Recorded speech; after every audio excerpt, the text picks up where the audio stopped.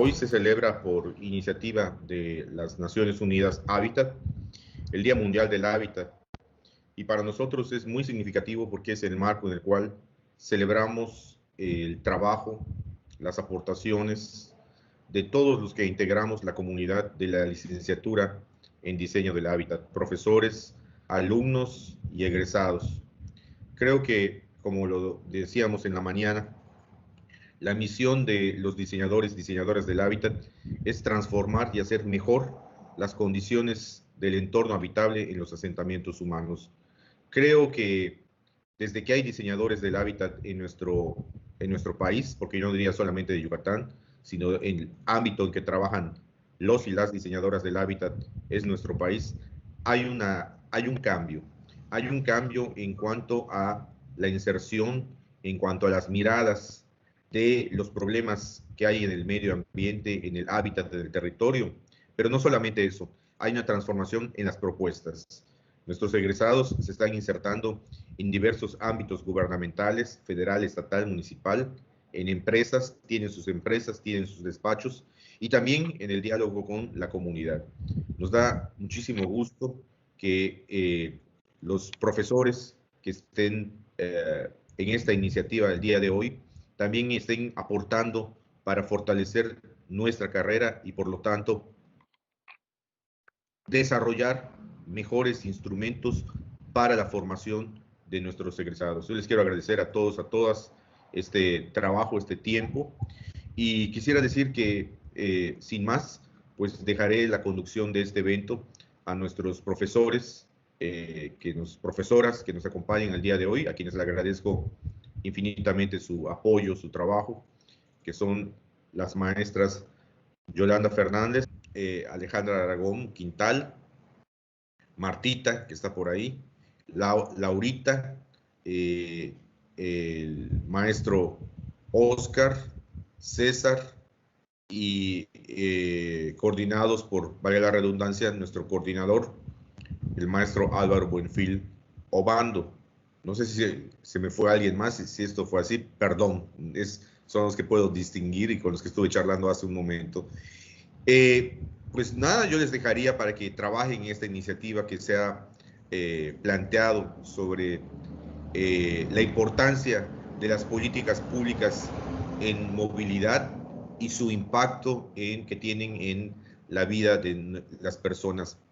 Y este tema lo escogimos porque en el contexto actual de COVID, la movilidad o la falta de movilidad es un elemento sustancial que permite o no permite que las personas podamos vivir mejor. Entonces me parece que es un tema muy importante en cuanto a lo que nos está impactando y también a lo que impacta a este planeta, ¿no? En cuanto tiene que ver con las emisiones de CO2, en cuanto tiene que ver con el tema de la contaminación. Yo nada más les pediría a los profesores que al final del ejercicio se pudieran tomar una o varias fotos grupales para que podamos compartir en nuestras redes de todos los chicos, chicas, profesores, profesoras que estuvieron el día de hoy y pues puedan saber que nosotros celebramos el Día Mundial del Hábitat pues trabajando, compartiendo nuestras experiencias. Entonces, pues muchísimas gracias y les dejo a ustedes para la conducción de este ejercicio. Muchas gracias, que tengan una excelente tarde y un excelente ejercicio. Felicidades a todos los diseñadores, diseñadoras del hábitat en este día. Un abrazo. Muchas gracias. Agradecemos al director, al maestro Alfredo Alonso Aguilar por la bienvenida al evento. Pues bueno, rápidamente les comento a los que están llegando. Ahorita estamos proyectando el código QR y también el enlace en la parte inferior donde está el enlace color azul para que puedan entrar a la actividad. Este foro de estudiantes está ideado por parte inclusive de todos los profesores de la licenciatura en diseño del hábitat, de los talleres, para que podamos tener este espacio de diálogo, ¿no? Para conmemorar este Día Mundial del Hábitat. Entonces, por favor, entra en el enlace y voy a estar transmitiendo el mural a la vez de que vamos respondiendo las preguntas, ¿no? Es una actividad donde los estudiantes, donde todos los invitados también, profesores inclusive, o acabo de ver a un compañero de mi generación o de las maestrías, ¿no? Siéntate esa libertad de poder participar en esta actividad que nos invite al diálogo. Pues ese sería, pues hoy es el Día Mundial del Hábitat, con el tema acelerar la acción urbana para un mundo libre de carbono. Foro de estudiantes del CAJAT, reflexiones sobre las políticas públicas relacionadas con la movilidad y sus resultados en la ciudad de Mérida, Yucatán, México. Me voy a permitir hacer leer un breve párrafo sobre la nota conceptual del Día Mundial del Hábitat de la ONU. Esto es desde Antonio Guterres, que es el secretario general de la ONU, quien dice: las ciudades también están al frente de la crisis climática. Más de 500 millones de residentes urbanos ya enfrentan un aumento del nivel del mar y tormentas más frecuentes o severas. A mediados de siglo, más de 3.300 millones de personas podrían estar en riesgo de sufrir impactos climáticos severos. Las ciudades también tienen una huella de carbono descomunal. Con poco más de la mitad de la población mundial, emiten más del 70% de los gases de efecto invernadero globales. La pandemia de COVID-19 es una catástrofe global, pero la inversión en recuperación es una oportunidad generacional para poner la acción climática, la energía limpia y el desarrollo sostenible en el centro de las estrategias y políticas de las ciudades. La forma en que diseñamos la generación de energía, el transporte y los edificios, así como diseñamos nuestras propias ciudades, será decisiva para encaminarnos hacia la consecución del Acuerdo de París y los objetivos de desarrollo sostenible. Necesitamos de una revolución en la planificación y en la movilidad urbana, incluida una mejor eficiencia de combustible, vehículos de emisión cero y cambios hacia caminar, andar en bicicleta, transporte público y desplazamiento más cortos. Las ciudades se beneficiarán más de la eliminación gradual del carbón, aire limpio, espacios verdes al aire libre y gente más sana. Eso es de Antonio Guterres, de secretario general de la ONU. Vamos a pasar ahora, voy a dejar un momentito de proyectar el enlace. Si los que puedan en el chat también está el enlace, si pueden ir directamente. Vamos a ir directamente a esta plataforma que se llama Mural.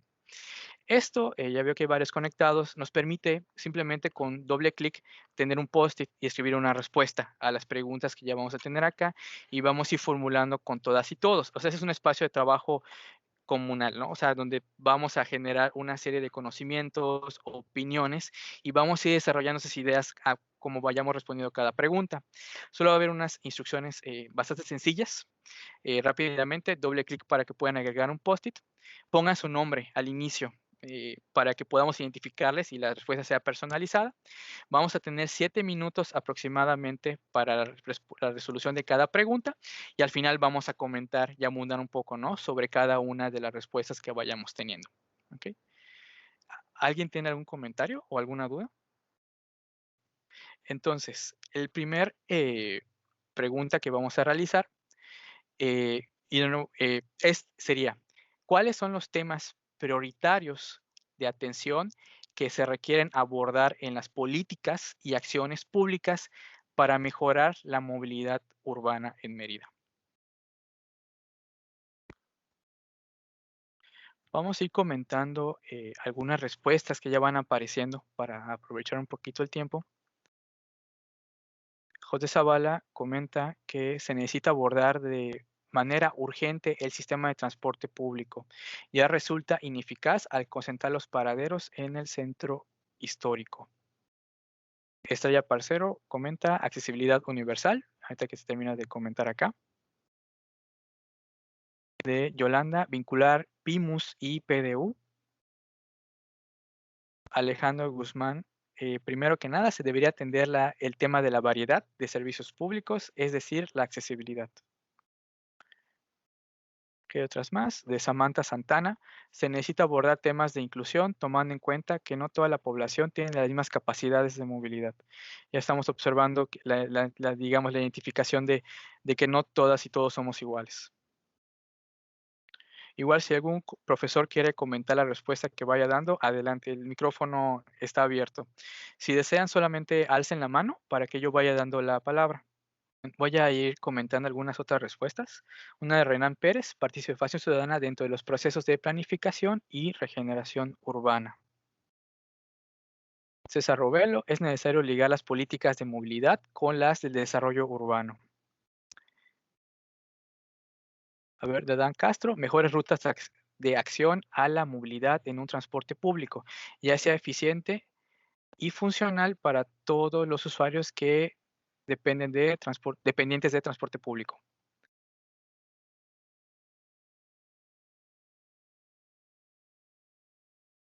Vamos a dar 2 minutitos más y ya continuamos con la siguiente pregunta. Axel López comenta regularización de la urbanización descontrolada a partir de desarrollos inmobiliarios. Monserrat Palma, mejorar las condiciones de infraestructura. Y aquí una persona que hace falta, solo queda como koala, es importante reordenar las rutas de transporte público. Aquí otra respuesta de Al Aragón de pasar a la implementación de las estrategias resultantes del PIMUS, es decir, la acción, actualizar la normatividad en esta materia.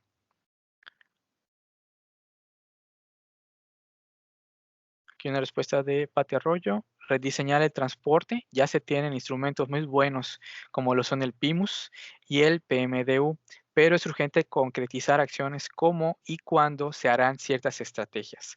Modificar rutas, descentralizar el transporte público, modernizar el sistema y también en transporte. Si logramos un sistema de transporte público más eficiente, más rápido, organizado, sustentable, podemos ayudar a disminuir los gases de efecto invernadero. Entonces, creo que son bastante variadas las respuestas que estamos obteniendo, ¿no? Desde esta pregunta. Ahora quisiera abrir el micrófono. Si algún, ya sea profesor, invitado o estudiante, quisiera abundar en la idea que ya escribió en esta parte. Sí, hola, buenas tardes a todos. Bueno, me parece muy interesante lo que están poniendo aquí los compañeros entre profesores y alumnos, ¿no? Y a mí me gustaría centrarme, pues precisamente en lo que yo estoy poniendo allá, que veo que ahí César también coincide conmigo, o sea, igual por ahí Ale, o sea, me parece importantísimo que un programa integral o un plan integral de movilidad urbana sustentable sea el eje rector de un programa de desarrollo urbano. Por ahí creo que una de las chicas, Axel, decía, regulación de las urbanizaciones descontroladas a partir de los desarrollos inmobiliarios, ¿no? ¿Cómo puedes tú orientar o determinar unas políticas de movilidad si no está vinculado con la política de la expansión urbana o de lo que se quiere entender como programa de desarrollo urbano? Y lo otro es que acuérdense que todo lo que podamos decir del transporte público para Mérida pues le corresponde al gobierno del estado a través del INDUT. Entonces creo que aquí también hay un gran trabajo que tenemos ahí en cómo vincular las políticas públicas a nivel estatal con las políticas públicas a nivel municipal. Entonces nos estamos centrando en una problemática del municipio cuando si hablamos de transporte le corresponde al Estado. Y si hablamos de planeación y crecimiento, ahí sí le corresponde al municipio. Entonces, como que ahí habría que establecer el cruce de estrategias para identificar el origen de la problemática. Muchísimas gracias. Vamos a pasar a la siguiente pregunta, que es, ¿qué elementos consideras que se están planificando o no en la ciudad y su área de influencia que priorizan la accesibilidad mediante transportes no motorizados? Vamos a dar un poquito de tiempo para responder esa pregunta, unos 5 minutitos para que vayamos avanzando. Igual intenten no tocarle el espacio de la pregunta para que no se mueva mucho. Ahorita todos tenemos control de todo, entonces nada más ten cuidado.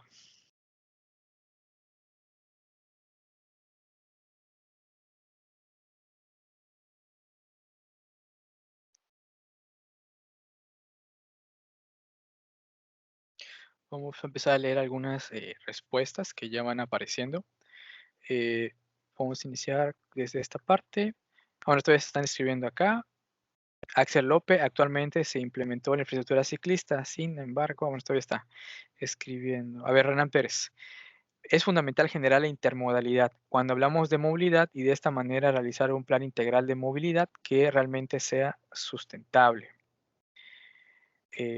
Oscar Batú, falta trabajar en la complementariedad entre la infraestructura y servicios de los diferentes tipos de movilidad, como por ejemplo, cómo garantizar que personas puedan hacer una parte de su desplazamiento y otra en autobús.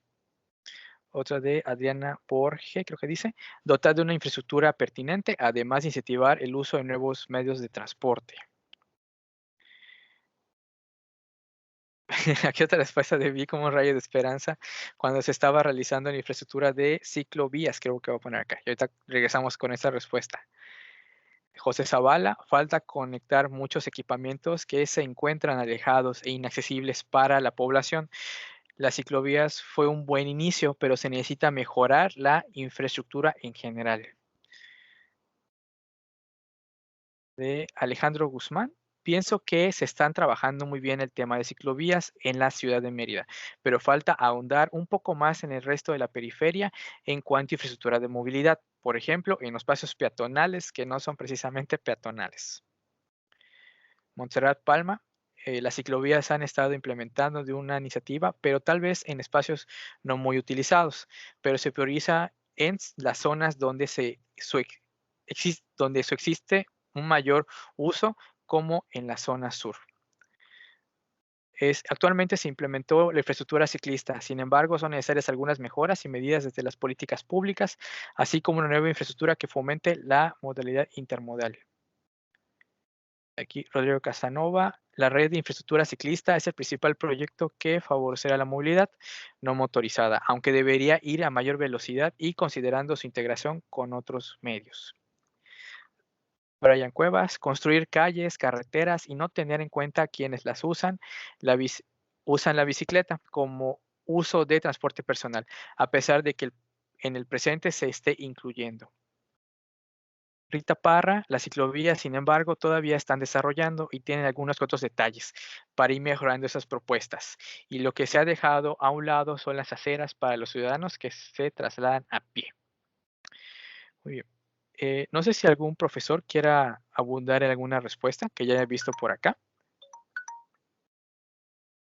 O algún alumno, no tiene que ser solamente profesores, alguien que quiera ahondar en su respuesta, en su opinión, inclusive cuando se habla de esos aspectos a mejorar en los temas de ciclovía que ya vimos, digamos, consecutivos en las respuestas, ¿qué es lo que ustedes opinan sobre eso, ¿no? ¿Qué debería cambiar? ¿Qué debería modificarse? ¿Qué debería implementarse o mejorar? Yo, una de las cosas que creo que considero que hace falta, o sea, creo que todas las acciones de actuación y de transformación del espacio en pro de la movilidad sustentable, de la accesibilidad universal, etcétera, que tiene tanto el gobierno estatal como el municipal son muy buenas, pero creo que son acciones que deben ir acompañadas incluso de la actualización y creación de nuevos reglamentos y nuevas normas que de alguna forma respeten y garanticen ese orden, ¿no? Sobre esa nueva infraestructura. Y por otro lado, también la parte de difusión y conocimiento de estas obras, ¿no? ¿Para qué van a servir? ¿Cómo debemos usarlas? ¿Cómo deberíamos de respetarlas? Y creo que es generar la conciencia en el ciudadano. Si estas dos cosas se hicieran a la par de estos procesos de transformación física del espacio para garantizar, pues, diferentes formas de movilidad más amigables con las ciudades y con el ambiente, creo que serían mucho más exitosas esas acciones, ¿no? Entonces, por ahí, esos son dos de mis comentarios. César, ¿querías comentar algo también? Sí, creo que con las dos preguntas que ya se hicieron han salido como bastantes comentarios de las alumnas y los alumnos, ¿no? Que sabemos que la movilidad es como estos temas siempre como muy apasionados dentro de la facultad. Desde que yo era estudiante, ¿no? Me acuerdo que era un tema que despertaba como mucho furor cuando estaba haciendo Ciudad Cauquel y que se iba a ver la conexión Cauquel-Progreso. Y bueno, nunca han faltado los proyectos de movilidad en la ciudad, ¿no? Creo que ahora que el Día Mundial del Hábitat plantea la pregunta, ¿no? O plantea el tema de qué están haciendo las ciudades para dirigirse hacia urbanizaciones libres de carbono o que tengan menor impacto en su huella, ¿no? Creo que el tema de la movilidad es uno de los temas que tienen que estar sobre la mesa sí o sí, ¿no?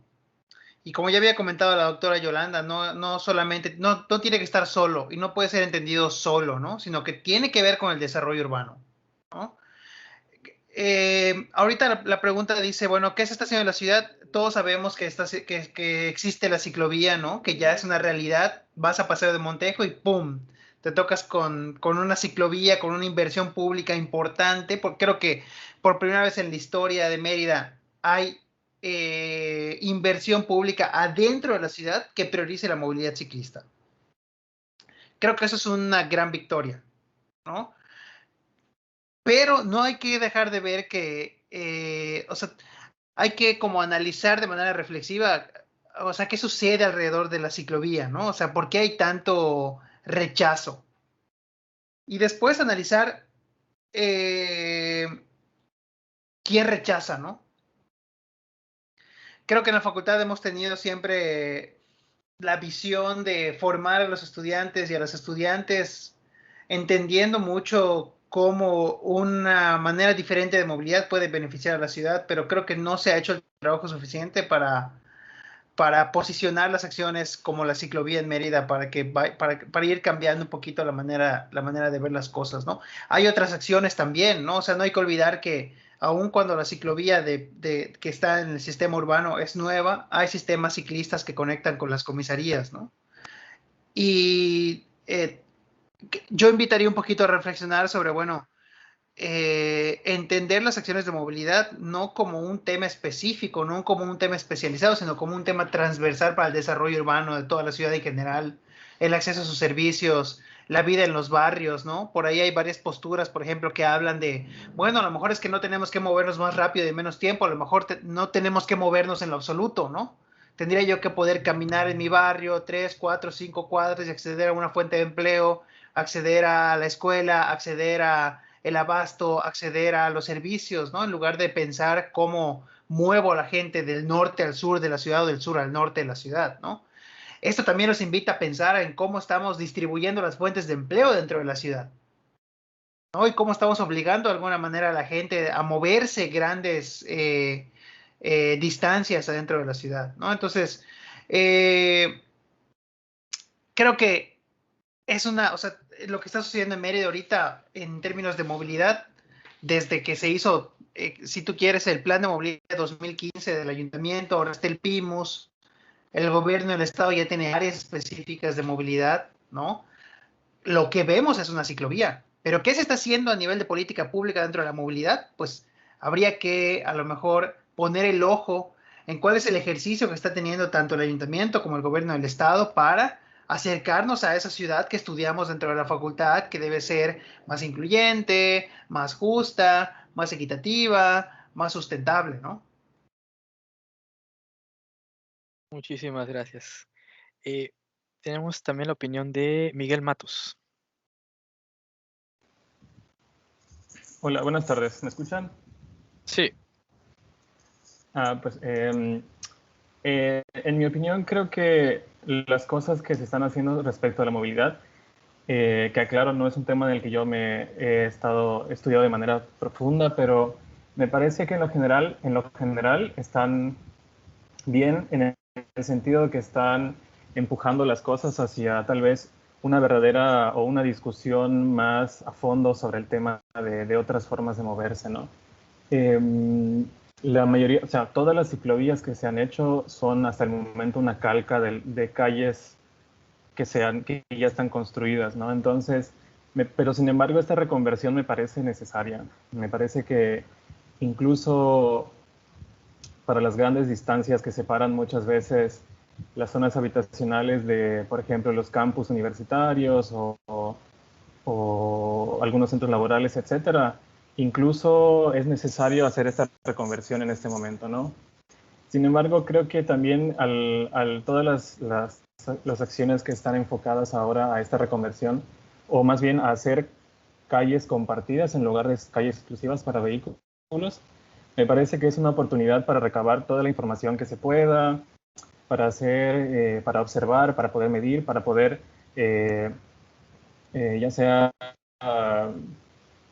sacar información a partir de la experiencia de la gente, y para que en un futuro se pueda tal vez entrar a la discusión tal vez un poco más de pensar nuevas zonas de la ciudad o pensar zonas que se puedan rediseñar a partir de una manera diferente de pensar la movilidad. En el sentido de que incluso, por ejemplo, las mismas acomodo espacial de muchas de las localidades de Mérida y de otros municipios, pues también forman parte de otra cuestión todavía más histórica, ¿no? Podríamos remontarnos ya a una cuestión de un sistema agroindustrial, en un pasado inmediato, la situación del Enequén, ¿no? Entonces, si bien yo creo que es adecuada toda acción hacia una movilidad diferente, me parece que estamos en esta etapa como de calca de calles, pero que es valiosísima, pertinente, y es definitivamente una oportunidad para que en un futuro se pueda pensar, se pueda diseñar desde una perspectiva diferente de movilidad, desde el origen. Gracias. Muchísimas gracias. Y tenemos también otra opinión de Renan Pérez. Esa sería la última opinión de esta pregunta y pasamos a la siguiente. Hola, ¿qué tal? Buenas tardes, ¿me escuchan? Sí. Hola, buenas tardes a todos. Nada más retomando un poco lo que comentan los compañeros y profesores, creo que es fundamental, yo coincido totalmente, darle un marco jurídico a todas estas cuestiones, porque queda claro que ya existen intenciones bastante positivas y buenas, eso queda claro y se recalca en los manuales y planes que tenemos a nivel municipal, pero es fundamental que tengan ese peso jurídico para poder aplicarlo, ¿no? Entonces, creo que hay que trabajar con los gobiernos para que, como mencionaba la compañera profesora, se puedan actualizar muchos reglamentos y leyes incluso, que se puedan actualizar conforme a esta manera en la que se tiene que hacer la movilidad sustentable, ¿no? Considero que se están quedando obsoletos ciertos reglamentos y que deben ajustarse a las políticas globales, ¿no? Que incluso los ODS de la ONU señalan, ¿no? En cuanto a la movilidad sustentable en las ciudades. Entonces, nada más me quedo con eso, ¿no? Que buenas intenciones sí las hay desde administraciones pasadas. Sin embargo, es fundamental darles un marco y peso jurídico. Gracias. Muchísimas gracias. Muy buenas todas las opiniones que hemos estado escuchando. Vamos a pasar a la siguiente pregunta, que es, ¿cuáles son los aciertos y áreas de oportunidad de la nueva infraestructura ciclista en Mérida? ¿Y cómo contribuyen o no a las emisiones de CO2? Y ahora se fue la pregunta, no sé si alguien la borró. Ahí está, ya regresó. Están saboteando, no pasa nada. Adelante, voy a dar un poquito menos de tiempo para que no nos pasemos mucho. Vamos a unos 3 minutos y avanzamos.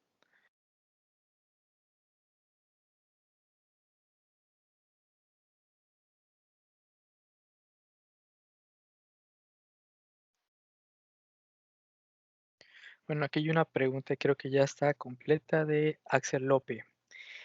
Creo que vamos a cambiar un poquito la dinámica. A lo mejor Axel López puede leer lo que está terminando de escribir. Estás por aquí, ¿verdad? Para que vayamos cambiando quiénes son los que van hablando. Hola, sí, buenas tardes. Adelante. ¿Puedes comentarnos acerca de lo que escribiste? Sí. Pues lo que contesté con respecto a la pregunta es que el simple hecho de ya haber llevado a cabo un proyecto que trate sobre la implementación de una infraestructura ciclista, pues es un acierto, ¿no? Dado los antecedentes de la ciudad en la que no se daba mucho esto, ¿no?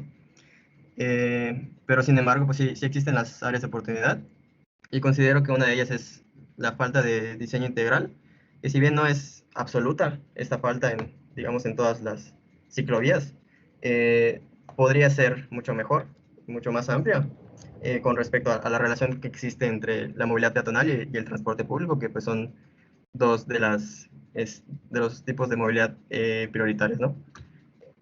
Con esto me refiero a que puedan convivir de manera adecuada estos tres tipos de movilidad.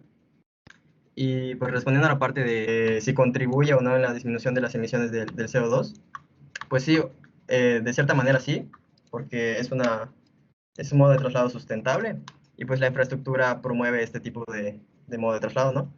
Y pues considero que en condiciones adecuadas sí invita a la gente a optar por esta alternativa o a lo mejor utilizar la bicicleta un poco más de lo que ya lo utilizaba antes. Y por otro lado también invita a la gente que tal vez no utilice este modo de traslado, pero que podría convivir con ello, ¿no? Si está diseñado de forma adecuada esta infraestructura. Muchísimas gracias. Vamos a pasar a una respuesta más. A ver si yo voy eligiendo. A ver, bueno, vamos con Flor Estrada. ¿Podrías comentarnos acerca de tu respuesta? Hola, sí, Hola. buenas tardes.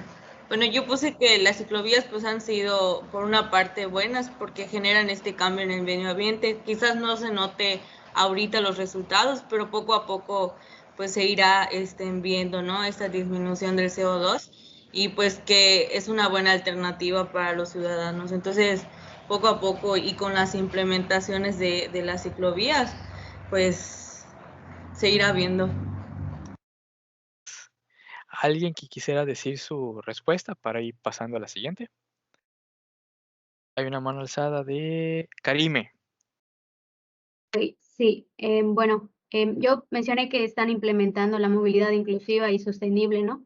Y están teniendo esta visión, ¿no? Los gobiernos al implementar las ciclovías de mejorar poco a poco la ciudad para ayudar a contribuir a disminuir las emisiones de CO2 y dar seguridad igual a los ciclistas, ¿no? Que me parece importante, ¿no? De que ya tengan su infraestructura o su espacio en donde puedan ellos transitar seguros, y que se tenga esta inclusión, ¿no? Por parte de estas personas que tienen bicicletas. Y creo que igual me parece interesante porque se implementaron en esta cuestión de pandemia, ya que pues, varias personas como que necesitaban de transportarse, ¿no? Entonces creo que igual recuerdo que fue algo por parte del gobierno que menciona que lo hicieron para, digamos que como para algo de la economía. Entonces, igual por esa cuestión está como que englobando la seguridad, la inclusión y la en cuestión de economía. Entonces, creo que va por un buen camino, pero aún falta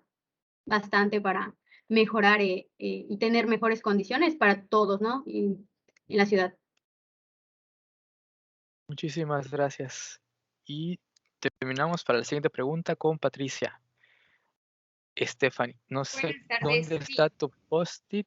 A ver, pero coméntanos en lo que lo busco. Sí, ajá, puse rediseñar las banquetas y aceras, modernizarlas, esto de la mano de nuevas normativas y ajá, esto como área de oportunidad, ¿no?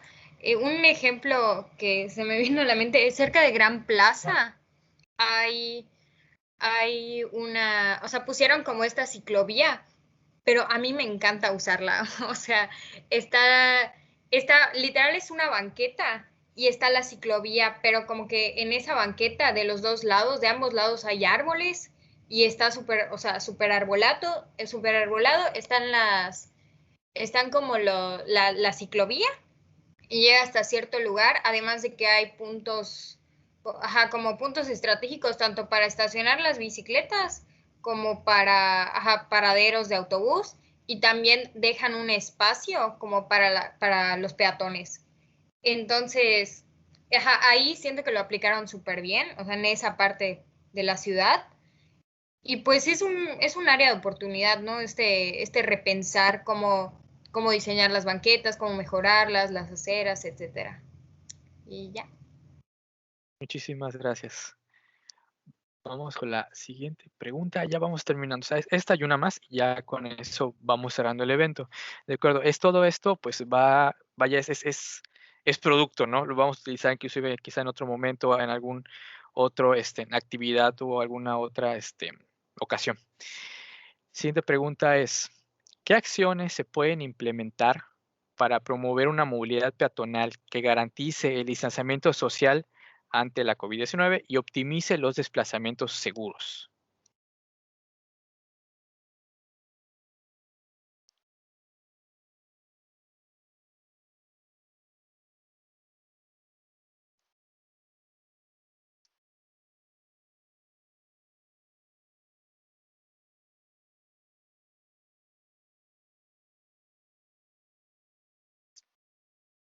¿Algún profesor quisiera responder esta pregunta o algún compañero estudiante o externo? Podemos ir respondiendo en lo general, en lo que los demás están terminando. Alfredo, al director. Muy bien, muy buenas tardes. ¿Me escuchan? Sí. Bien, estaba yo pensando, reflexionando con respecto a esta pregunta y cómo vincularla a las demás. Creo que la maestra Alejandra también alzó la mano, ¿no? O me pareció que hizo así. Y es que yo creo que ha habido una acción, me parece adecuada, conveniente, la de ir expandiendo, ensanchando las áreas para la movilidad peatonal en la ciudad. Es decir, poner estos enormes jarrones, ¿no? Estas macetas para delimitar el transporte automovilístico y ampliar la zona de desplazamiento peatonal. Creo que al principio se hizo mal, ¿no? Dejar 50 centímetros de cada lado de las calles, y a la lógica uno decía, bueno, ¿y por qué no juntaron estos dos 50 centímetros y lo ponen de un solo lado para que sea 1 metro?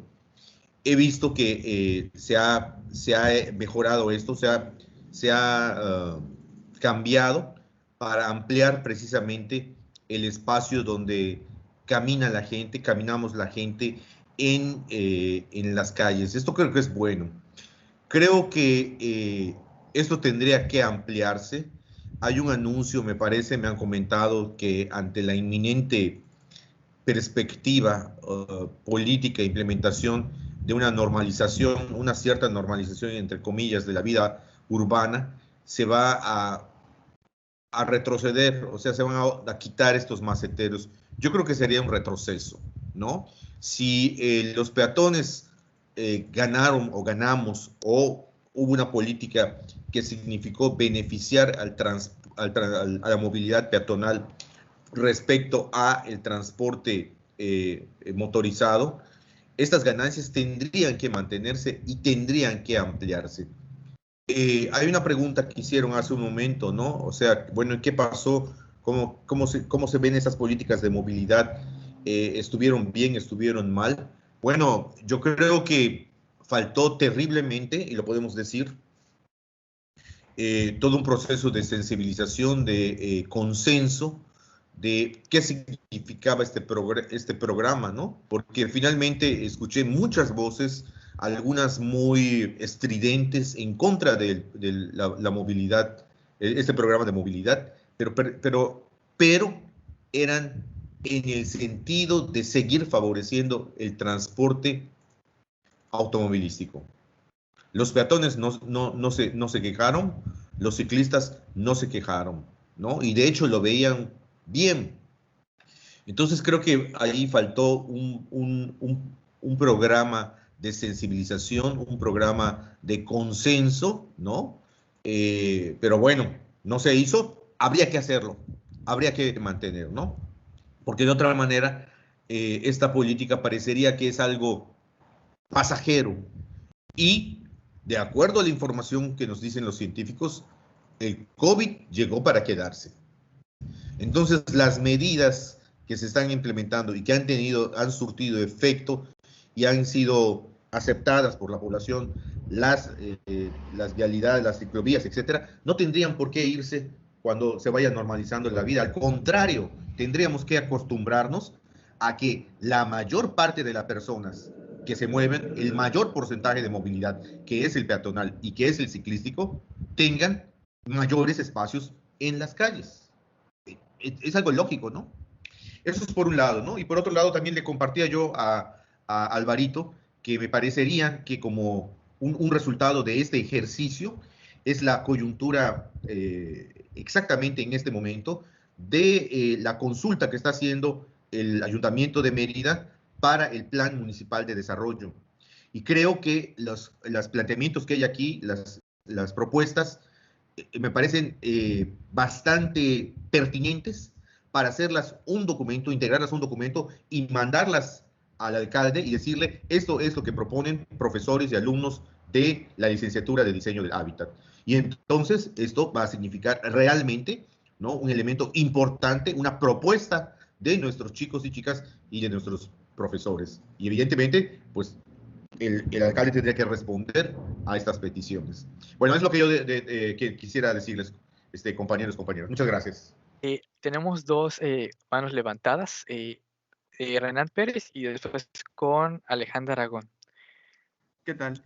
Sí, retomando un poco lo que mencionaba el director, ¿no?, en cuanto al tema de las macetas, ¿no? Creo que hay aprendizaje y se puede tomar cosas positivas de ese ejercicio, ¿no?, que pudiera considerarse hasta cierto punto como un urbanismo efímero, ¿no? Hay que tomar en cuenta las bondades que nos puede otorgar a la hora de ejecutar planificación urbana y este tipo de infraestructura, ¿no? Incluso lo que mencionaba el director, ¿no?, de que al principio se hizo mal, se colocó 50 centímetros de cada lado y al final se decidió cambiar hacia 1 metro recostado hacia un lado. Creo que es parte del aprendizaje, ¿no? De esos errores se puede aprender, ¿no? Entonces, creo que sería pertinente incluso incorporar este tipo de urbanismo efímero a la hora de implementar este tipo de infraestructuras, ¿no?, que puedan colocarse de manera permanente, ¿no? Antes de generar un gasto fuerte e infraestructura que pueda no funcionar correctamente, este tipo de ejercicio efímero nos puede dar este tipo de lecciones, ¿no?, como la de del arroyo, ¿no?, el arroyo peatonal, ¿no?, que se pueda ajustar antes de que se haga una transformación permanente y que a la larga genere problemas urbanos y dañe el aspecto económico, ¿no?, en cuanto a las finanzas del gobierno. Entonces creo que es un ejercicio muy bueno, muy positivo, y que si aprendemos de esta situación, es posible incluso incorporarlo dentro de estos programas o manuales o incluso reglamentos o leyes, como mencionaba anteriormente. Muchas gracias. Vamos con Alejandra Aragón. Hola. Un poco, mientras el arquitecto Alfredo Alonso hablaba, a mí me hacía, ¿no?, recordar sobre ciertos aspectos importantes. Creo que todo surge a partir de la garantía que no se tuvo en el momento de a lo mejor generar las ciudades en cuanto a la disponibilidad del espacio público, ¿no? No tenemos por qué a lo mejor estar ampliando las banquetas o viendo de qué forma generar este distanciamiento social si existiera esa garantía de haber dotado la cantidad de espacio público necesaria para poder finalmente movernos, transitar, etcétera, ¿no? Incluso recrearnos. Algo que se ha ido perdiendo con el paso del tiempo es la valoración del espacio público. Finalmente las calles son un tipo de espacio público y lo que hemos estado viendo a partir de esta expansión y de este crecimiento de las ciudades por los desarrollos inmobiliarios, etcétera, ha sido esa pérdida y esa reducción sobre la disponibilidad de ese espacio público. No hay una garantía que establezca, ¿no?, en la normativa, en el marco jurídico que se dé. Sí existe tal vez, pero sigue siendo la misma que en su momento funcionó tal vez para alguna época dentro de las ciudades, pero no necesariamente es la que actualmente obedece a las dinámicas que estamos pasando. Eso es por un lado y creo que acentúa también y va dirigido hacia esto que comentaba el arquitecto Alfredo. Y por otro lado, como que retomando un corte comercial, ¿no?, de algo que también me pareció muy relevante que comentó el arquitecto, es esta participación que debemos de tener no solamente como profesionistas, sino también como ciudadanos en la toma de decisiones y en las políticas públicas que va a seguir nuestra ciudad, ¿no? Actualmente se está desarrollando el Plan Municipal de Desarrollo Urbano, donde se van a establecer toda una serie de políticas, de estrategias, de acciones que van a guiar durante 3 años toda actuación en la ciudad.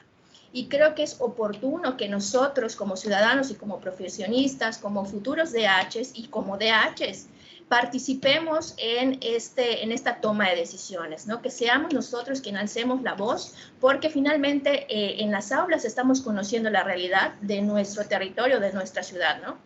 En ese sentido, la próxima semana justamente se van a llevar a cabo las mesas de participación es para el desarrollo de las estrategias. Creo que es fundamental, Álvaro, que un poco retomando esto que comentaba el arquitecto, este ejercicio sea tal vez lo que podamos en su momento poner sobre la mesa en la próxima semana con nuestra colaboración y nuestra participación e invitar a todos los estudiantes que participen y que conozcan estos procesos, porque creo que son fundamentales para el día de mañana en su ejercicio profesional. Muchísimas gracias. Vamos a seguir justamente trabajando en eso. Tenemos dos opiniones más, o dos intervenciones más, uno de la doctora Yolanda y también de César. Sí. Adelante, doctora. Gracias. Bueno, hablar de este tema de qué tenemos o qué podemos hacer para esta cuestión de la movilidad no motorizada, y con esto que ya se menciona que el COVID pues llegó para quedarse y cómo podemos garantizar desplazamientos seguros a través de esta movilidad peatonal, pues digo, hay que regresar a lo básico, hay que regresar a los esquemas principales de, ustedes recordarán este sistema nacional de equipamiento urbano en donde está por escalas, por jerarquías, por radios de acción, y mientras no logremos establecer esta distribución equitativa de servicios, equipamientos, los usos compartidos, los usos mixtos, ¿no? Con la vivienda, áreas de trabajo, pues vamos a seguir manteniendo esta ciudad fragmentada, ¿no? Y nuevamente tenemos un gran desafío porque tenemos instrumentos jurídicos que están tomando decisiones sobre instrumentos jurídicos a nivel estatal que están determinando la forma de crecimiento de la ciudad, ¿no? Y ahí está el tema de la propiedad en régimen de condominio, que si ustedes leen la ley de régimen de propiedad de condominio, tiene todo un apartado de motivación en donde dice que va a resolver la expansión urbana, va a evitar el crecimiento, va a procurar la redensificación, los usos mixtos, la verticalidad. Y lo cierto es que eso no es la competencia de esa ley y se están autorizando privadas por cualquier parte, de cualquier tamaño, que van precisamente, es la no ciudad. O sea, todo eso genera la no ciudad. Entonces, ¿cómo podemos nosotros pedir cosas a nivel municipal si a nivel estatal tiene un ordenamiento que no coincide con lo municipal y un programa de desarrollo urbano que no está debidamente vinculado con el tema del PIMUS, ¿no? Entonces, siento que estamos en una situación muy, muy delicada, en donde si no se presentan estrategias muy finas de armonización jurídica, pues podemos llenarnos de estrategias y no van a poder cuajar, ¿no? Entonces, creo que falta ahí revisar ese tipo de armonización. Agradezco muchísimo todas las respuestas, han sido muy interesantes todas las intervenciones. La última pregunta, enfocada pues a toda la comunidad del CAJAT. ¿Cuáles son nuestras responsabilidades como universitarias y como universitarios en el análisis y atención de las problemáticas relacionadas con la movilidad y el territorio? Hay que recordar que, pues, y de hecho inclusive creo que ya se hizo mención en algún momento, ¿no? En la escuela generamos conocimiento, generamos datos, generamos análisis, ¿no? Pero no solamente se trata de que se queden ellas, sino cómo se trasciende eso, o cómo ustedes, inclusive fuera de que se diga cuál es esa responsabilidad, esa propuesta de que puede ir más allá, ¿no? Y no es como que cambiar absolutamente todo, puede ser pequeñas intervenciones, etcétera, ¿no? ¿Cuál sería esa, digamos, ese aspecto, esa responsabilidad o esa intervención?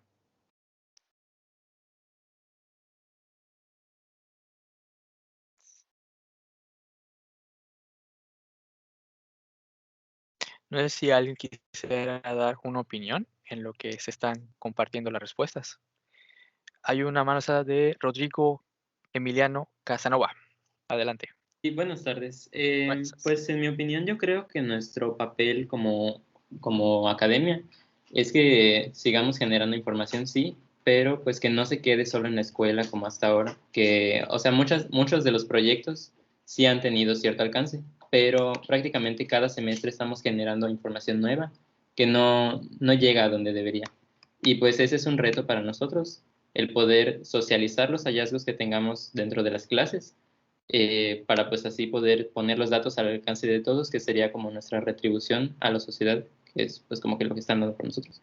Y así presionar porque se haga algo respecto a lo que nosotros encontremos, para las autoridades, para los otros colectivos y pues en general para todas las personas que viven en la ciudad. Ahorita pues con las redes sociales es mucho más eficiente poder transmitir esa información y creo que debemos aprovechar las herramientas que tenemos a nuestro alcance para poder hacer llegar todos los datos de los que disponemos a las personas, como que democratizar estos hallazgos que tenemos desde la universidad. Muchísimas gracias. ¿Alguien más quisiera aportar o comentar algo? Maestro Oscar Otum. Bueno, aquí un poco sumando a esta discusión, o sea, creo que finalmente como universitarias, universitarios, profesionales, pues tenemos una gran responsabilidad con el tema de la movilidad, ¿no? Y en general con el territorio. Y un tema clave que me gustaría compartir y a partir de todo lo que he escuchado, como que es la conclusión que hago con esta pregunta, es que cuando hablamos de movilidad necesariamente pensamos, ¿no? Como estudiantes o como profesionales en temas de infraestructura, ¿no? Pensamos en el diseño de las ciclovías, pensamos en el tema de la infraestructura peatonal, pensamos también en el tema del transporte público y esos son temas prioritarios, son importantes, pero me quedo mucho con el mensaje que, por ejemplo, ha compartido la doctora Yolanda, la maestra Alejandra y muchos de ustedes también, sobre regresar a lo básico, ¿no? O sea, antes de pensar en el tema de infraestructura, creo que es esencial regresar a eso básico que hace que las ciudades sean mejores, ¿no? Mejores para las personas, que es pensar e incrementar el espacio público, ¿no? El espacio público donde claramente lo vial es un punto importante dentro del espacio público, pensar en la ciudad de la proximidad, donde exista una verdadera redistribución de los centros de trabajo y del equipamiento para que entonces los desplazamientos sean menos largos, ¿no? Menos prolongados y que entonces el tema de la movilidad no necesitemos precisamente invertir en vehículo particular o depender del transporte público, sino caminando o a bicicleta podamos recurrir a esas fuentes de servicios que nos proporciona la ciudad. El tema de la cultura vial, ¿no? Se pueden hacer todas las obras, todas las acciones que se quieran, pero si no se construye una verdadera cultura vial de parte de todos los que habitamos la ciudad, pues no hacemos nada, ¿no? Y sobre todo el tema de la legislación, la normatividad y la planeación, el cómo necesitan ser congruentes con la realidad en la que vivimos y sobre todo, como bien mencionaba la doctora Yolanda, necesitan los instrumentos estar armonizados, ¿no? Porque si no, pues ahí, a través de esos vacíos que encontramos en los instrumentos, pues se empieza a configurar una ciudad donde se genera este escenario con grandes problemas de movilidad, ¿no? Entonces, creo que sí apostar por el tema de la infraestructura, el tema de estos proyectos que hoy están muy de moda, que giran en torno al transporte y la movilidad es importante, pero no hay que perder de vista que en las estrategias de movilidad, sobre todo bajo un enfoque integral, hay que regresar a eso que finalmente propicia la necesidad de movilizarnos en la ciudad. Entonces, esa es mi intervención. ¿Alguien más quisiera comentar algo para ya ir cerrando las intervenciones? ¿Quién podría ser? A ver, Alicia. Sí, estoy acá.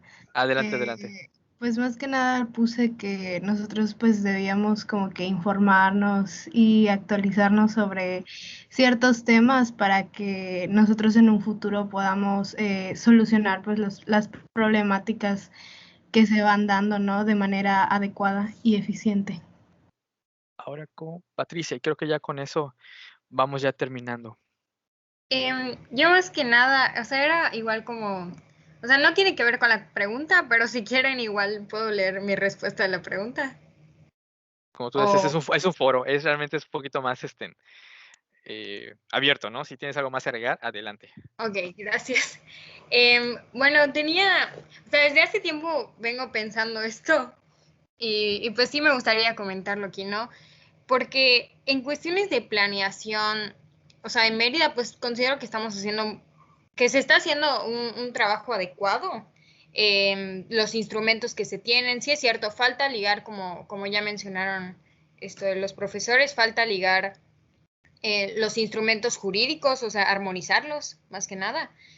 Y pues todos estos sesgos que hay dentro de la ley, considero que o sea, que sí hay muchos huecos, ¿no? Como ya lo hemos estudiado antes y se aprovechan de esto, ¿no?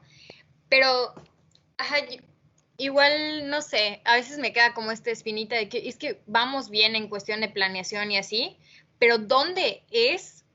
O sea, ¿en qué parte es cuando ya como que todo queda como un desastre, ¿no? Y es como en este tema de gestión. ¿Quiénes son las personas que están gestionando esto? No sé, ¿quiénes son los que están aplicando esto? Porque obviamente, o sea, es gobierno y empresa privada. O sea, ¿de qué tipo? Mi mamá tiene una inmobiliaria, ¿no? Y está cañón ver, o sea, porque ves como vienen personas de fuera a veces y ni siquiera les importa, o sea, no les importa nada. Y el gobierno, ¿por qué está autorizando esto? O sea, es mi duda y es como, me causa muchísimo conflicto. No sé si pudieran comentar o decirme. Seguro el maestro Oscar podría responder muchas dudas que tienes. Hay varias. A ver, maestra Yolanda, alzó la mano. Si alguien más quisiera aportar, adelante, alza la mano y vamos en orden. Pero sí. Sí, me gustó mucho. ¿Quién fue la chica que acaba de hablar? Creo que la conozco. Yo, maestra Patti. Patti, ay, claro que sí, Patti. Bueno, esto que están diciendo es bien interesante. O sea, ¿por qué sucede lo que sucede en la ciudad? Y por eso me parece interesantísimo este foro y que están aquí los chicos de diseño del hábitat, porque en la clase pasada, en el taller, yo les dije a los alumnos, o sea, ¿para qué deben de ser ustedes así como que muy, o sea, estar trabajando en el tema jurídico? ¿Por qué se tienen que conocer las normas? ¿Por qué tienen que saber las leyes? ¿Por qué tienen que conocer el andamiaje jurídico? Y pues para saber qué tengo que hacer, para saber que si las cosas están bien. No. Aquí hay que ir más allá. O sea, ¿cómo sabemos si el instrumento jurídico está correcto? O sea, nosotros tenemos que partir de decir, oye, espérate, ¿qué pasa si el instrumento está mal hecho? ¿Ok? ¿Quién diseña el instrumento? ¿Quién lo formula? ¿Ok? Y me ha tocado, como muchos de los profesores que están aquí, participar en mesas y foros en la formulación de leyes y de instrumentos. Una cosa es lo que decimos nosotros y otra cosa es cuando pasa por todo un filtro de consejería jurídica y pasa por el filtro de los abogados y empiezan a tachar, a cortar, esto no está correcto, esto no se entiende, esto no sé qué. Entonces, la formulación de los instrumentos jurídicos se tiene que hacer de forma multidisciplinaria y se tiene que hacer con base a los estudios e investigaciones que hacemos para decir, a ver, con estos instrumentos que tenemos se está generando este problema allá afuera. ¿De qué manera tu instrumento jurídico ve 10 años o 20 años para adelante? No lo ve. Pues hay que hacer algo, ¿ok? Tenemos ya 10 años con una ley de desarrollos inmobiliarios, que si mal no recuerdo, artículo 27 más o menos, te dice que se te autoriza tu desarrollo inmobiliario siempre y cuando tú te conectes a una vialidad existente. Entonces, se está autorizando cualquier cantidad de cosas siempre y cuando se conecta a la vialidad existente. Entonces, y las vialidades existentes, pues son las mismas que te llevan a la comisaría o son las mismas que te llevan al centro. O sea, entonces estamos aquí nosotros tratando de resolver el mundo de la movilidad urbana, no motorizada, el sistema de transporte en Mérida, cuando tienes una ley que te dice, pues yo te autorizo, puedo autorizar una propiedad en régimen de condominio de 1000 hectáreas y te vas a conectar a la vialidad existente. Y enfrente puede haber una torre de 160 pisos que se va a conectar a la vialidad existente, ¿ok? Entonces creo que aquí el desafío, y que me parece maravilloso de la responsabilidad que tienen los diseñadores del hábitat, es que ustedes tienen que ser unos grandes vigilantes de la ley, pero tienen que ir más allá. O sea, no es que ¿quién lo autorizó? No, vamos a revisar la ley, porque resulta que todos tienen estudios de impacto vial, todos tienen estudios de impacto urbano, todos tienen, o sea, mientras más estudios les pidan, más estudios van a hacer. El gran tema es que cada uno de nosotros puede entregar su estudio de impacto vial, su estudio de impacto urbano, y ¿quién los revisa? ¿Quién junta todos estos estudios como si fuera un gran rompecabezas, junto con factibilidades por venir, para decir, ¿sabes qué? Esto es una bomba, esto ya no aguanta más, ¿ok? Entonces, aquí creo que esos son los grandes temas que tendríamos que profundizar y decir, a ver, yo como diseñador del hábitat, ¿qué estoy visualizando de acá? Olvídense que sí, ¿por qué autorizaron una torre de 160 metros? Porque resulta que la ley dice que, el reglamento dice que se te autoriza con base al ancho de la calle. Díganme ustedes, ¿dónde está esa metodología que justifique que como periférico tiene 80 metros, pues ya podemos autorizar 160 metros? Y ahí ya se abrió una gran oportunidad de un gran tema de discusión. Periférico, vialidad de alta velocidad con rascacielos. ¿Okay? Entonces, creo que allá nuestro gran trabajo es estar cuestionando la norma. La ley no es letra muerta. La ley es para estarla evaluando y decir, a ver, ya tenemos una década con este instrumento, ya tenemos, ¿en qué momento se decidió? Bueno, ¿en qué momento? En enero del 2018 se decidió que la altura de los edificios ya no era 1.5, ya era el doble del ancho de la calle. ¿Bajo qué argumento? ¿Quiénes participaron en esa decisión? ¿Quiénes levantaron la mano y dijeron, sí, está bien que sea el doble? ¿Con base en qué? ¿Okay? Entonces, creo que eso es lo que hay que estar discutiendo y me parece muy interesante el foro, lo que se pueda reunir acá y lo que se puede hacer como universidad. Gracias, chicos. Muchísimas gracias. Tenemos todavía 2 opiniones más. Solamente vamos a hacer una foto al final de la actividad. Entonces todos se pueden ir preparando para encender sus cámaras en lo que responden las 2 últimas preguntas, en que tenemos las 2 últimas intervenciones. Sería maestro César y después Karime. Adelante. Gracias, Álvaro. Bueno, ahorita que estaba comentando la maestra Yolanda, varias cosas, ¿no? Igual con el comentario de, si no me equivoco, fue Patti. Yo no sé si tengo la impresión de que Mérida lo está haciendo bien a nivel de planeación, ¿ah? O sea, puede ser que esté bien hecho el PDU. Puede ser que haya cosas que estén bien hechas en un documento. Que funcione la planeación, yo creo que no estaría seguro que así sea, ¿no? ¿Por qué? Porque al día de hoy no hemos buscado cómo evitar que la ciudad se siga expandiendo, ¿no? Y no hay que perder de vista que la ciudad, y esto lo hemos visto en clase, supongo que varias y varios de los profesores lo hemos mencionado en clase, ¿no? La ciudad es resultado de los intereses y los poderes de los actores que viven en esa ciudad, ¿no? Y no hay que perder de vista que hay un poder económico, que hay un poder político, y podríamos decir que existe o podría existir un poder ciudadano, ¿no? Entonces, esto es muy importante entender, ¿no? Sobre todo cuando tomas conciencia de que el desarrollo inmobiliario es una de las principales actividades económicas que mueve capital dentro de la ciudad. Y, oh sorpresa, ¿quién rige al desarrollo inmobiliario o quién pretende regir el desarrollo inmobiliario? El PDU. Entonces, ¿quiénes van a ser los primeros y las primeras interesadas en saber cómo va a quedar el PDU y entrarle al jaloneo y entrarle a los tutis, ¿no? Allá en el Consejo Ciudadano del INPLAN o en la Dirección de Desarrollo Urbano? Pues el interés económico, ¿no? El interés económico que no le va a interesar si hay un rascacielos a la orilla del periférico, porque lo que le va a interesar, que es normal también entender eso, cómo funciona el capital, lo que le va a interesar es vender sus departamentos de 2, 3, 4 millones de pesos a quien los pueda pagar, ¿no? Y todavía si nos metemos más allá, ¿no? A hacer estas preguntas que decía la doctora Yolanda de, bueno, ¿por qué? ¿No se supone que debería haber un manifiesto de impacto ambiental? ¿No se supone que debería haber un estudio de impacto urbano? Ok, hay esos estudios. ¿Qué dicen todos esos estudios? Que sí se puede, ¿no? Al final, ahí en las últimas 4 o 5 hojas, tú, como profesionista, tienes que escribir: dictamino que sí es viable, dictamino que sí se puede, dictamino que adelante, ¿no? Y aquí yo tengo una visión muy personal, o sea, ¿por qué la persona que construye los proyectos es la encargada o se le permite contratar a alguien que haga ese estudio de impacto urbano?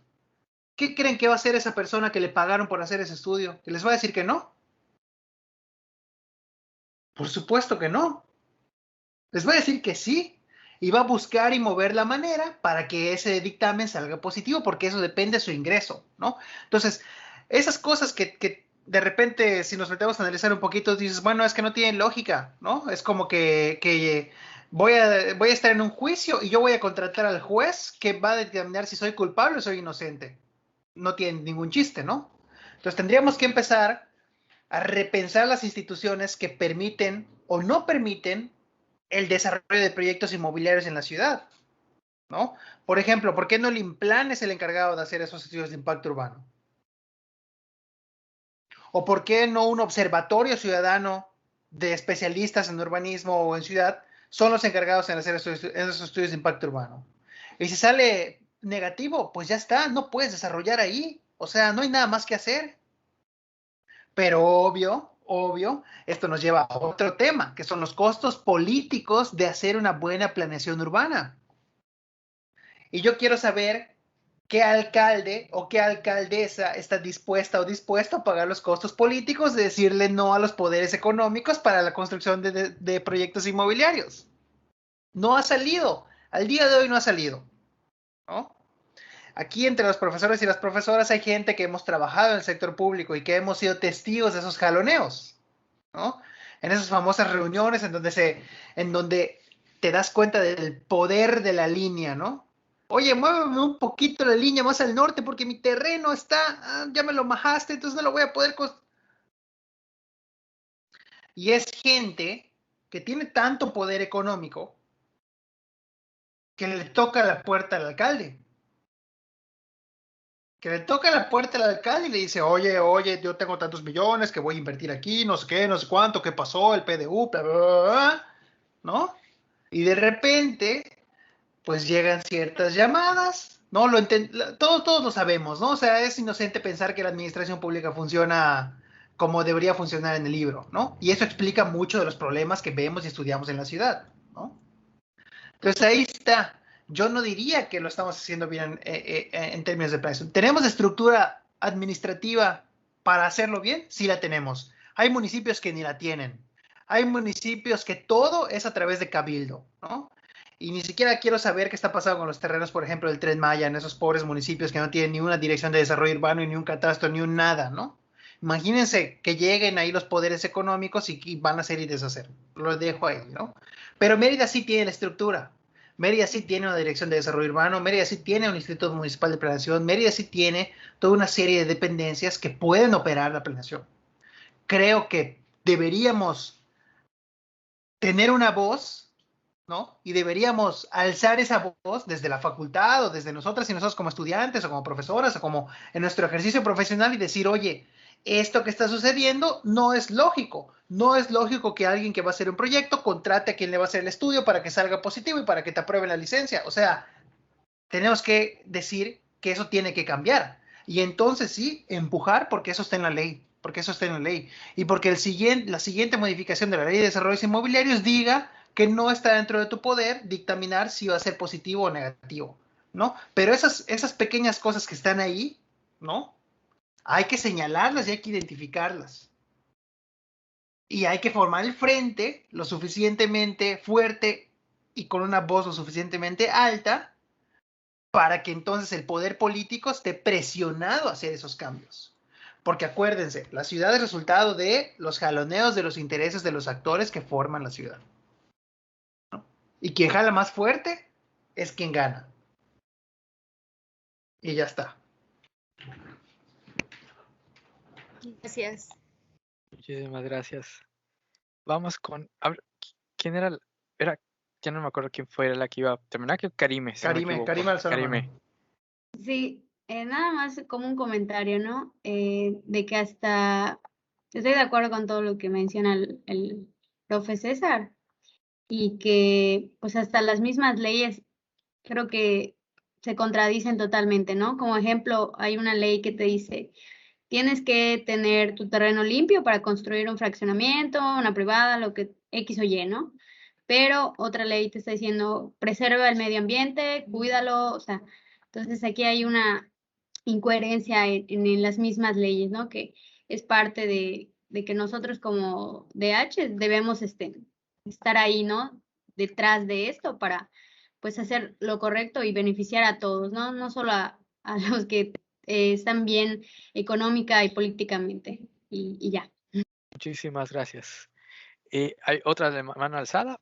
Ya creo que con eso vamos terminando, si no, nos ocupa muchísimo tiempo, pero creo que está bien. O sea, creo que hay que aprovechar esa oportunidad para seguir desarrollando, pero estoy seguro que podremos tener una nueva ocasión para continuar, ¿no? Y seguir platicando y generando insumos. Estrella Parcero. Hola, buenas tardes a todos, a todas.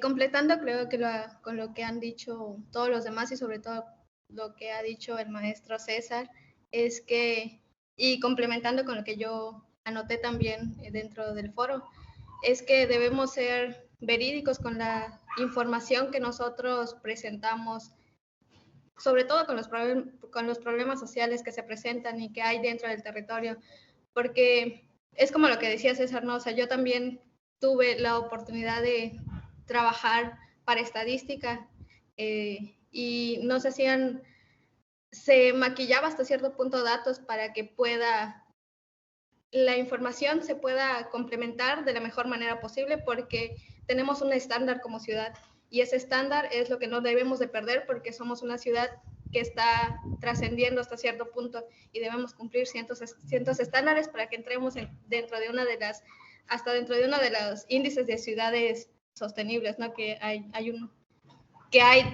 ahora, ¿no? Y lo que al último quería decir es que sí tenemos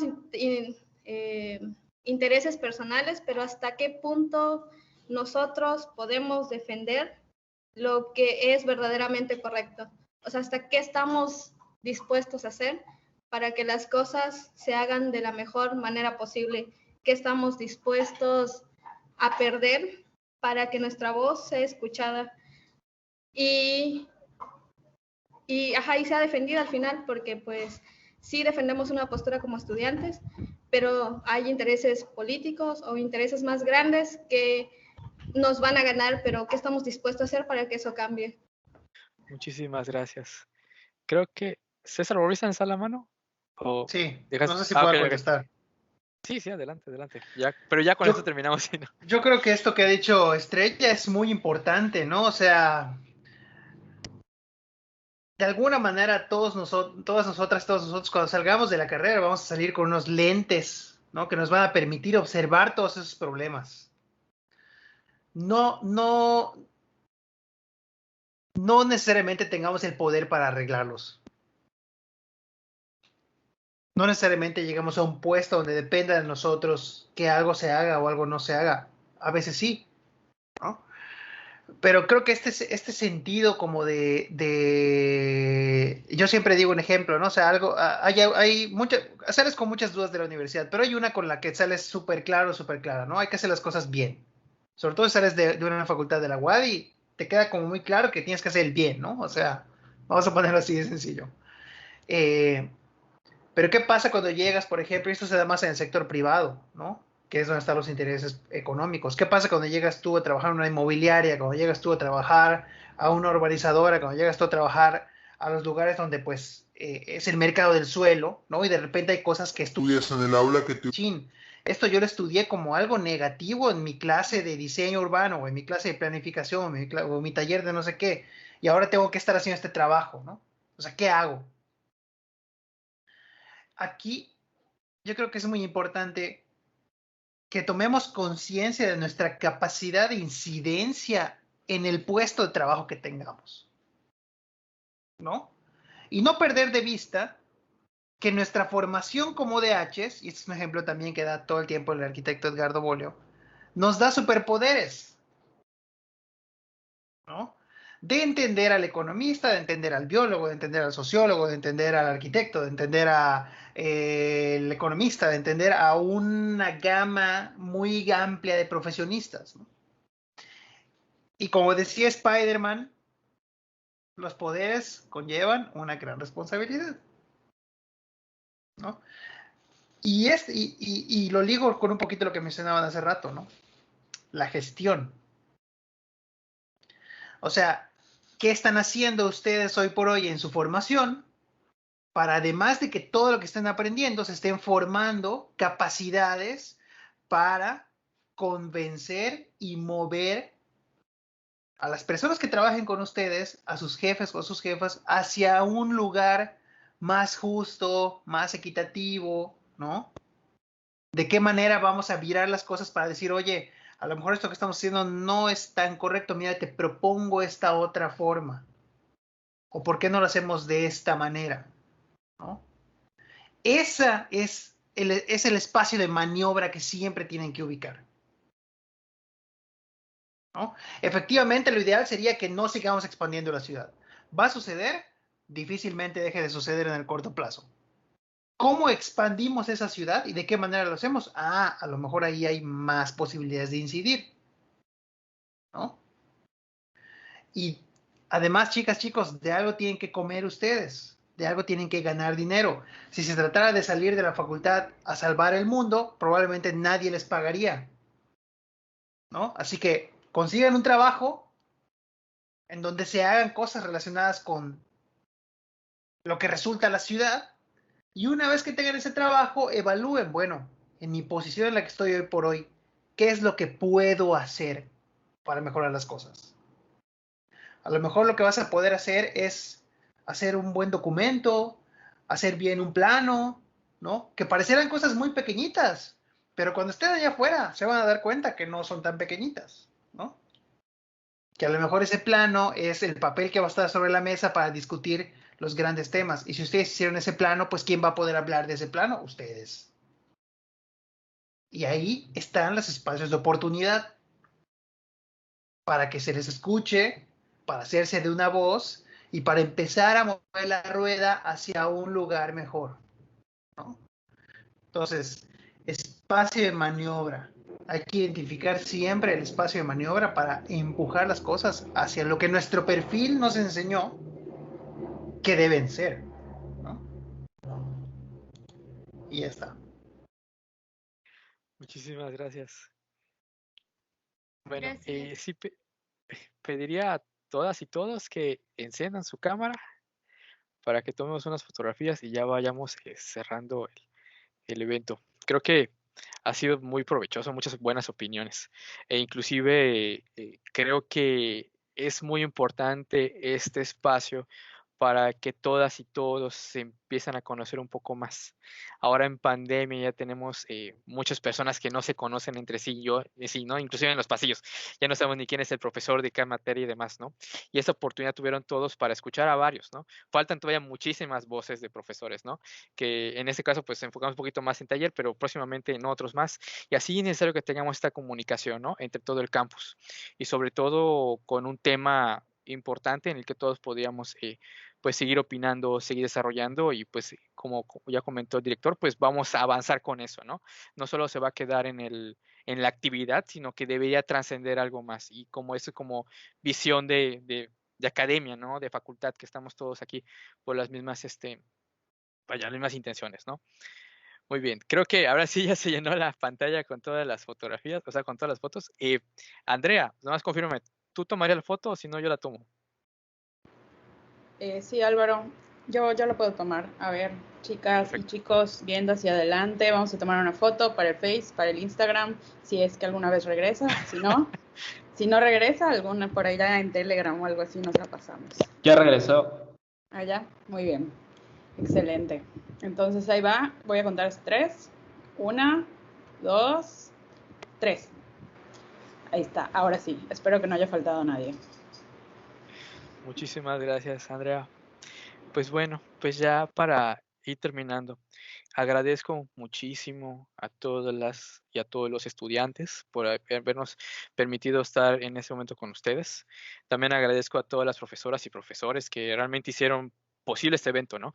Al final de cuentas aquí estamos gran parte de la comunidad de los talleres que nos permitieron tener esos tiempos de sus clases, ahora tienen que regresar todos y pero claro, todas las preguntas fueron desarrolladas en conjunto y también la actividad fue desarrollada en conjunto y ya creo que así debe ser, ¿no? Debemos de llegar en consensos. Y también quisiera agradecer a las personas externas que no necesariamente, o sea, vaya, el evento no fue solamente para DH, sino para cualquier persona que tuviera acceso a difusión FAWADI, ya sea, tuve aquí unos compañeros unos amigos realmente de mi generación y ya compañeros de la maestría, entre otros más, ¿no? Creo que es muy importante que permitamos estos foros, ¿no? Para poder comunicarnos un poquito más y seguir haciendo esas actividades, ¿no? Que con la pandemia, pues, estamos separados físicamente, pero pues socialmente pues estamos demostrando que no, o sea, seguimos estando por acá.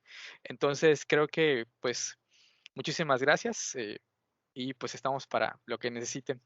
Nos estamos viendo. Muchísimas gracias, hasta luego. Muchas gracias. Gracias, hasta luego. Gracias, hasta luego. Bye. Buenas tardes. Nos vemos, chicas, chicos. Hasta luego. Bueno,